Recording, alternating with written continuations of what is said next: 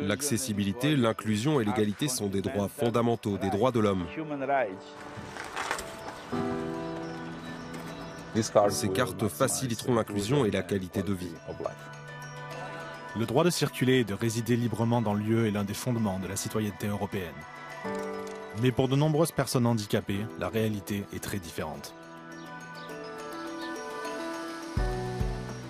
Dans cet épisode, nous nous rendons à Ljubljana et à Bruxelles pour voir comment les changements apportés aux cartes européennes de handicap et de stationnement visent à améliorer la liberté de circulation et l'accessibilité pour les personnes handicapées. Comment ces nouvelles cartes faciliteront-elles les déplacements? Réduiront-elles les inégalités? Et quels sont les obstacles? Bienvenue dans Real Economy.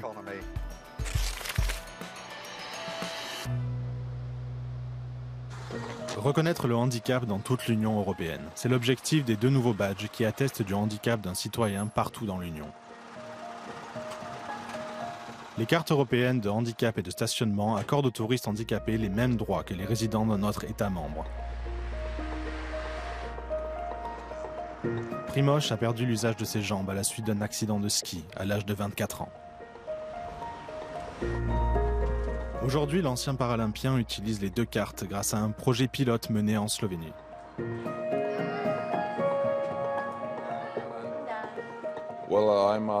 Je suis en fauteuil roulant depuis environ 16 ans maintenant et il était difficile d'attester de mon handicap lorsque je voyageais en Europe.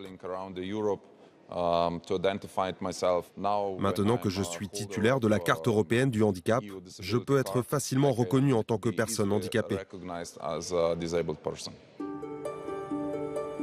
8 pays de l'UE, dont la Slovénie, ont commencé à tester ces cartes en 2016. Ce succès a conduit Bruxelles à étendre l'initiative au reste de l'Europe. Lorsqu'un fournisseur, comme une galerie ou un musée, adhère au système, les détenteurs de cartes des autres pays participants bénéficient des mêmes droits que les visiteurs locaux. Nous essayons de rendre la galerie aussi accessible que possible.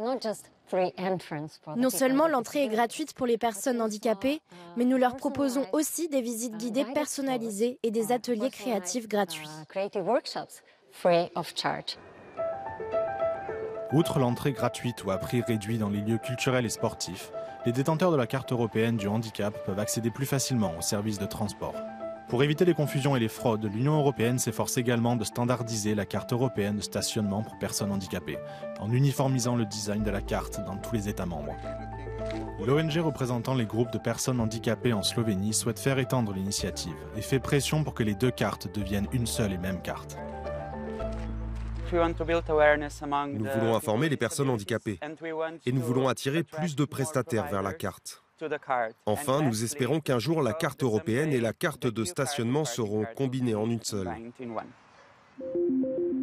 On estime qu'environ 100 millions de personnes dans l'Union européenne souffrent d'un handicap. Cela représente près de 27% de la population de l'Union âgée de 16 ans et plus.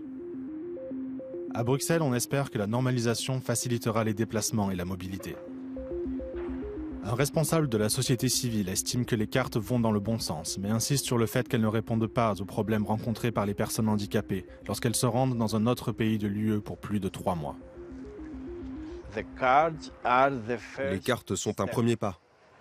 Elles éliminent certains obstacles lors des voyages. Elles facilitent les choses.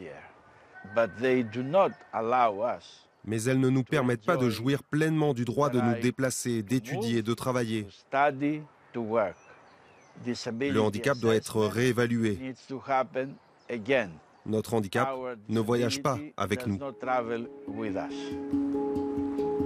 La carte européenne du handicap vise également à aider les millions d'Européens qui souffrent d'un handicap invisible. Peter est autiste. Par le passé, la police a confondu son handicap avec un état d'ébriété. Grand partisan de la carte, il aimerait que l'initiative soit reconnue par les services d'urgence.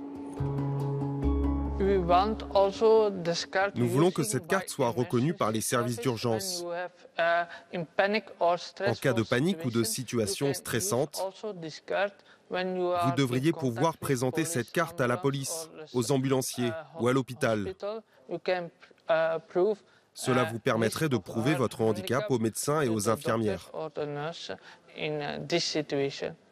La mise en œuvre complète des cartes dans l'ensemble de l'Union européenne pourrait prendre encore 3 ans et demi.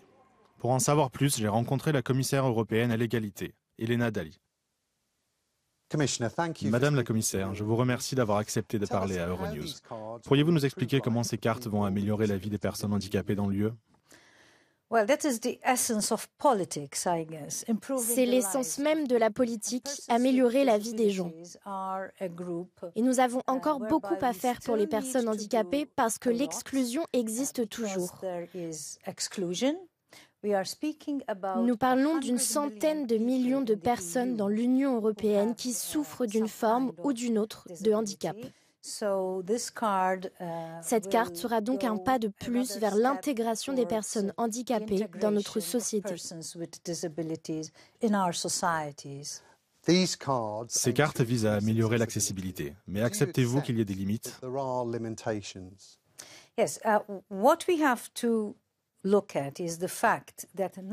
ce que nous devons prendre en compte, c'est que maintenant, avec cette carte, tous les droits qu'une personne handicapée possède dans un pays seront accordés à toutes les personnes handicapées qui visitent ce pays.